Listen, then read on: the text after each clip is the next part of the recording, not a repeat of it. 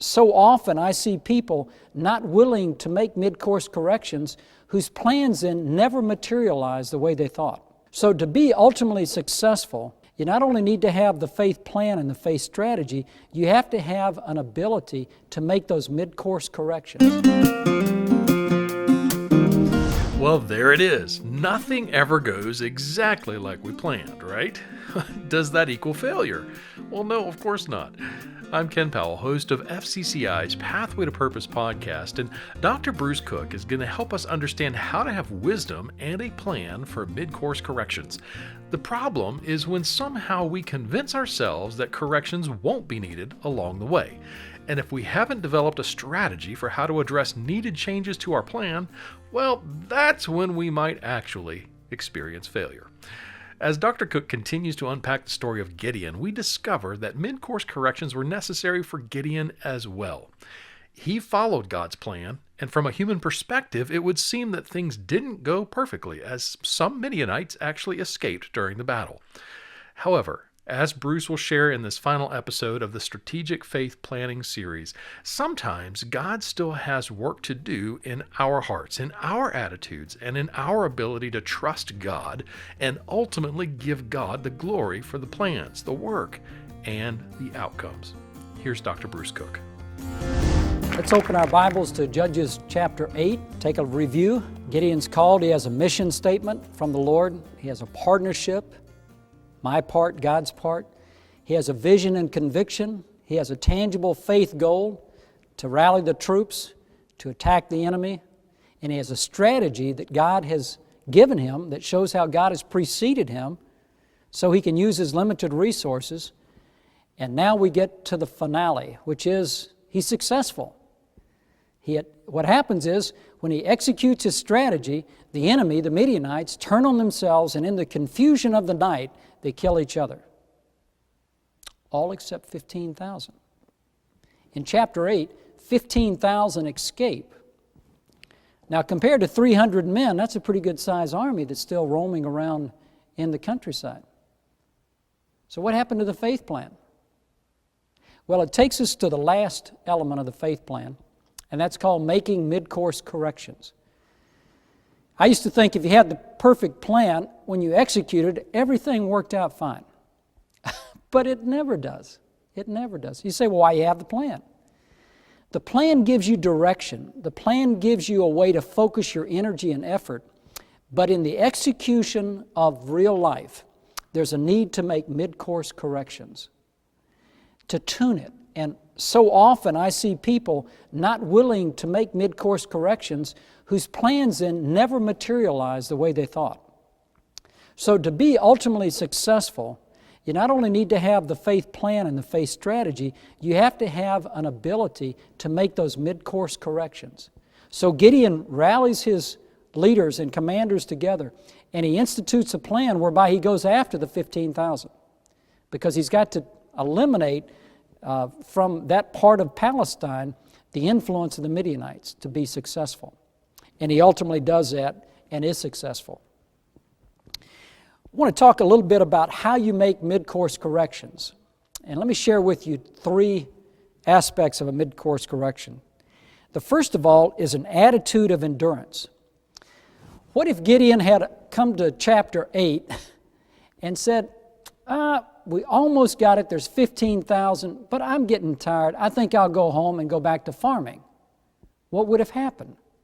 He would not have accomplished his mission, because a mission required to defeat the Midianite army.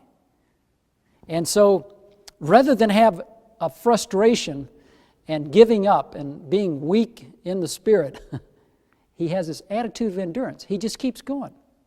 Think of Abraham. Remember his promise to receive the inheritance, 25 years.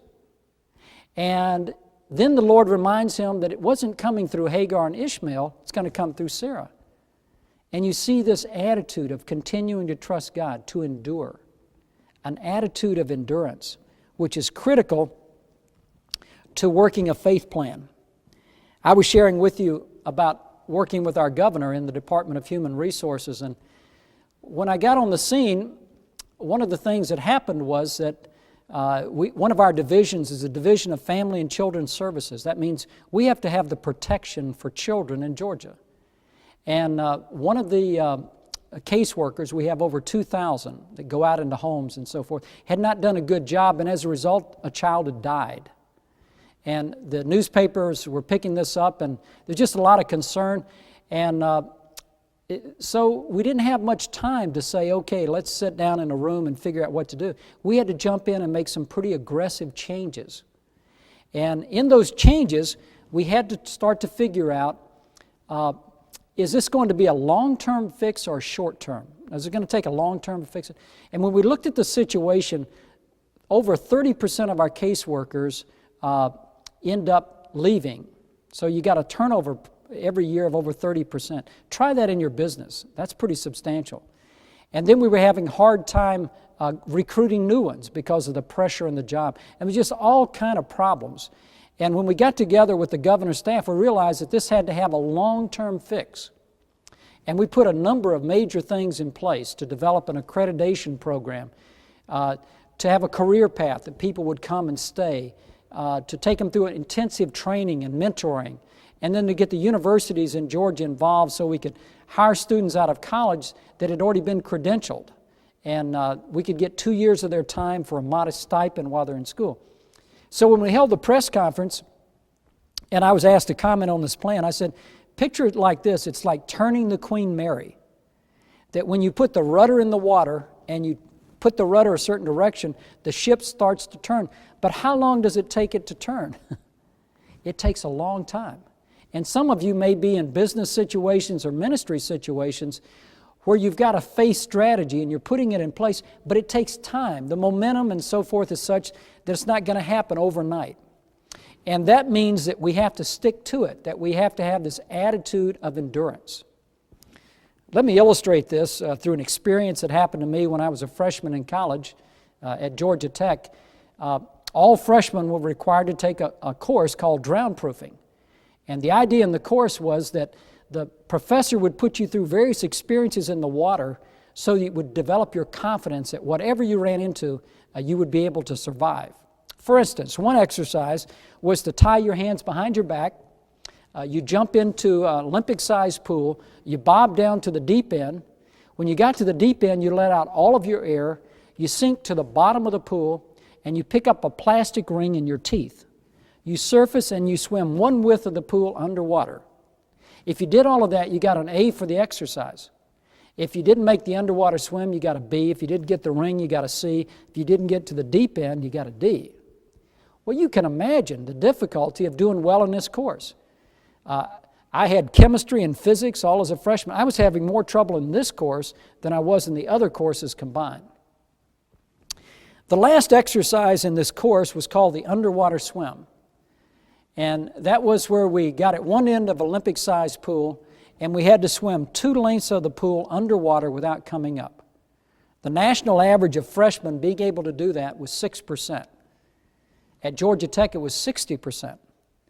And the professor lined us up, our class along the wall, and he was trying to give us a motivational talk so he'd get as many people as possible completing the underwater swim.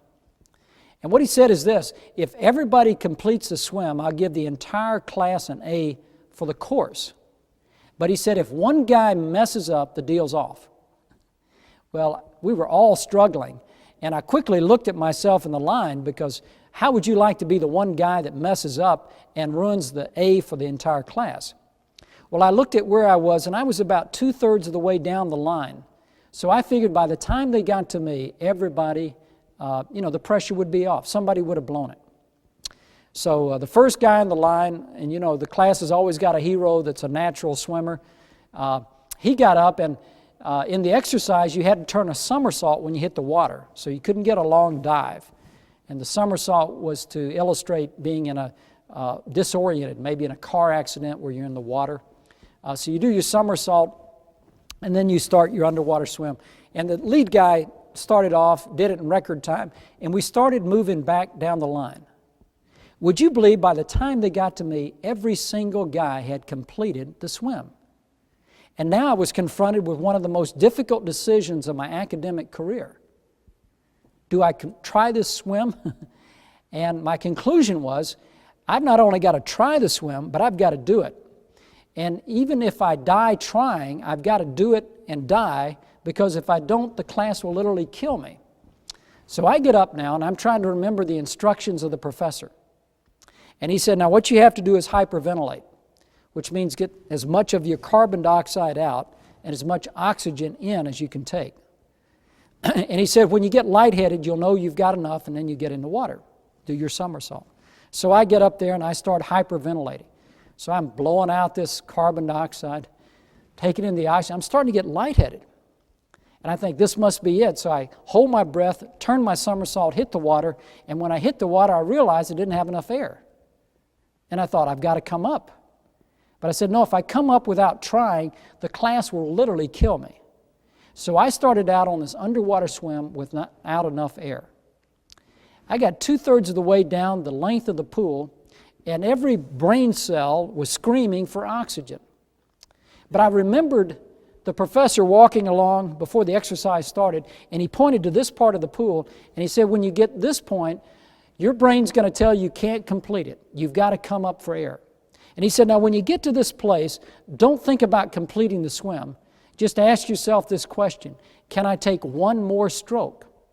I said, well, I can't complete the swim, but can I take one more stroke? Yeah. So I took one more stroke, and then I said, can I take another one? Yeah, do that.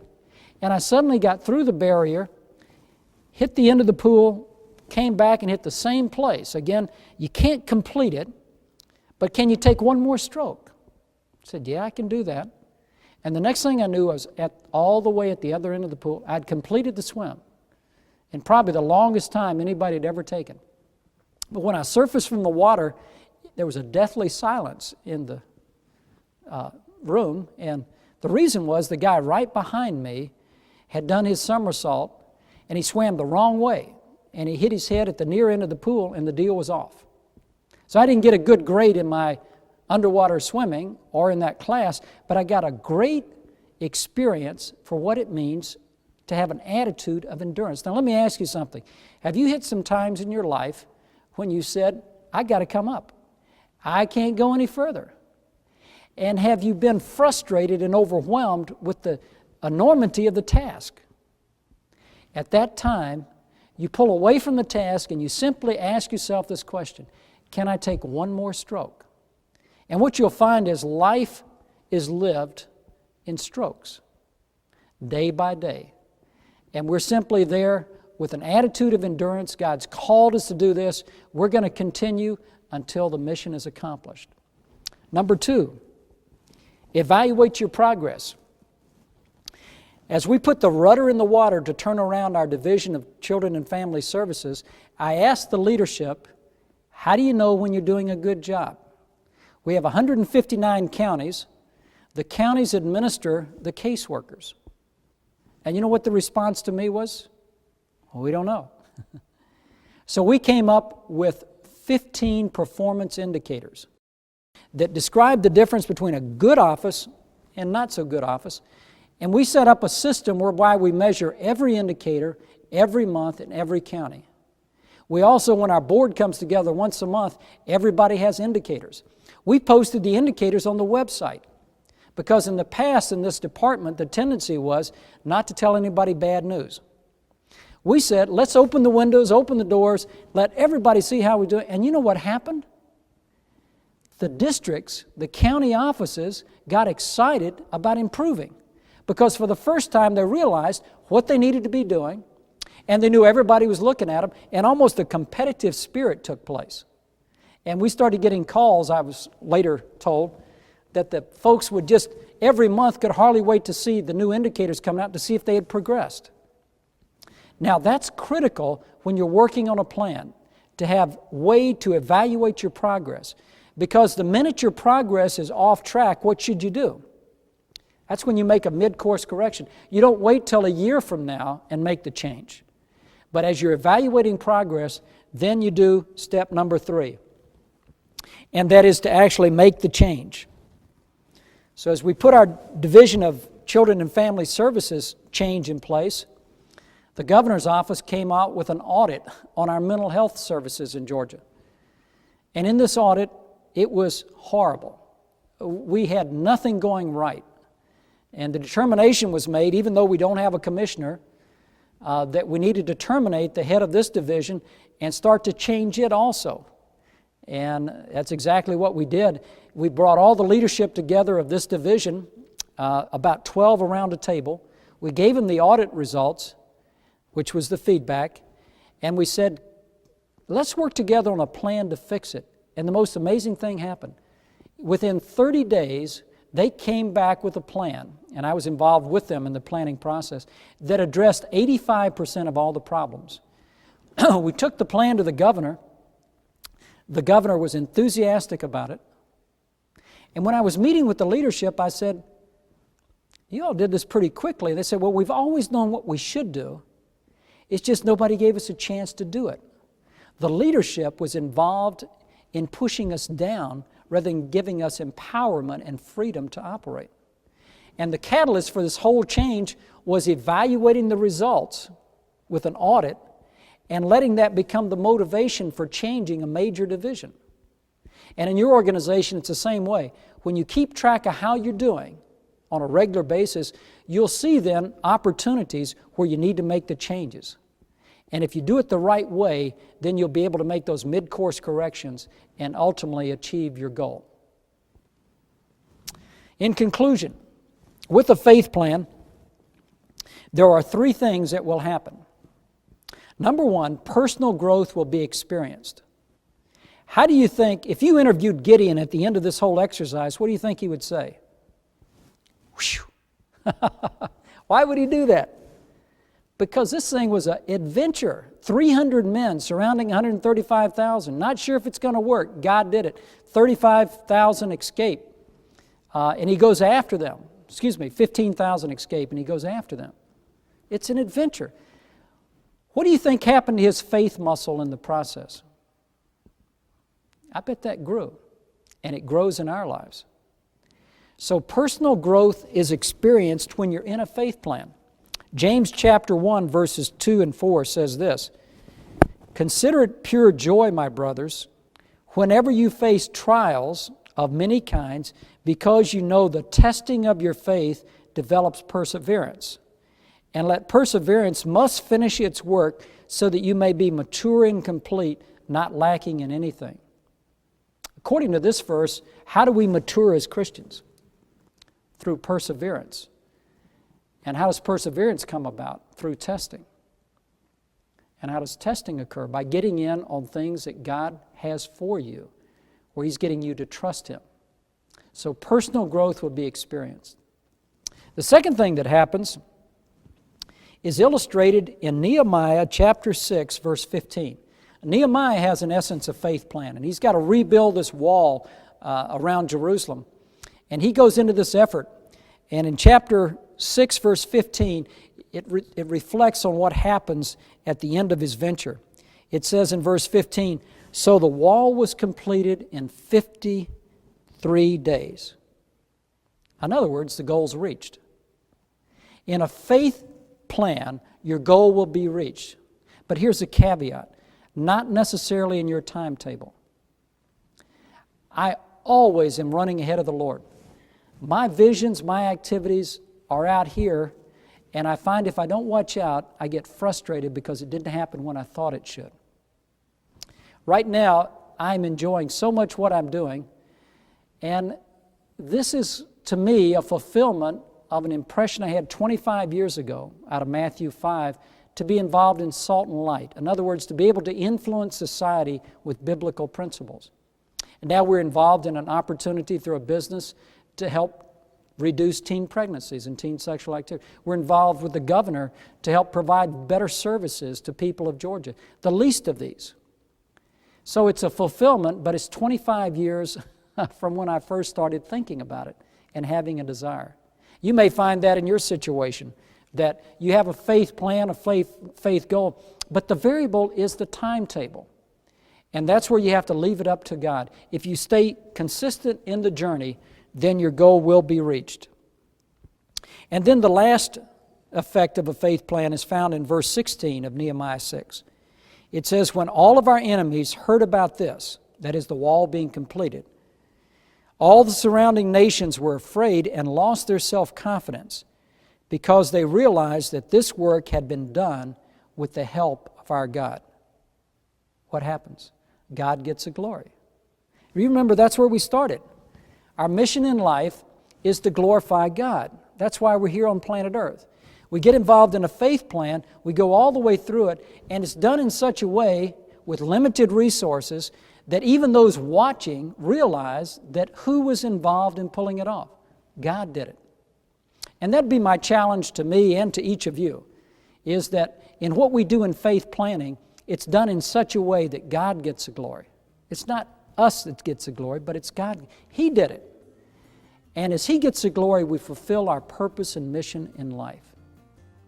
So I'm going to encourage you to take these principles, these 7 elements, and to put them in practice and create an adventure where you experience personal growth, where faith goals are accomplished, and where God gets the glory. Well, as Bruce stated, what we do in faith planning must be done in such a way that God gets the glory, fulfilling our purpose and mission in life. So then that focus does come down to whether we're actually aligning our purpose and mission to God's design for our lives. Well, all these critical topics are covered on a regular basis through FCCI's business leadership groups. Group members strive to hold each other accountable to prayerfully discern God's unique plan for their leadership assignment. And I can say that through some recent group meetings that I've experienced and the conversations shared, that there is nothing more thrilling than knowing you're in great alignment with God's plan and on a journey with other like-minded Christian business leaders to steward God's intention through our lives. In just the past few days, in fact, I've heard men and women share about miraculous healing from what would have been life-ending conditions, and how God has opened doors of opportunity in business that were never dreamed possible, and hearing of how God's people are coming together in meetings around the world to spur each other on toward gospel activity in their communities. We can change the world. If you don't believe that, you need to spend some time with other Christian leaders here at FCCI. Learn more when you visit fcci.org. Thanks for listening, and may you strategically align with God's plan in your calling for His glory.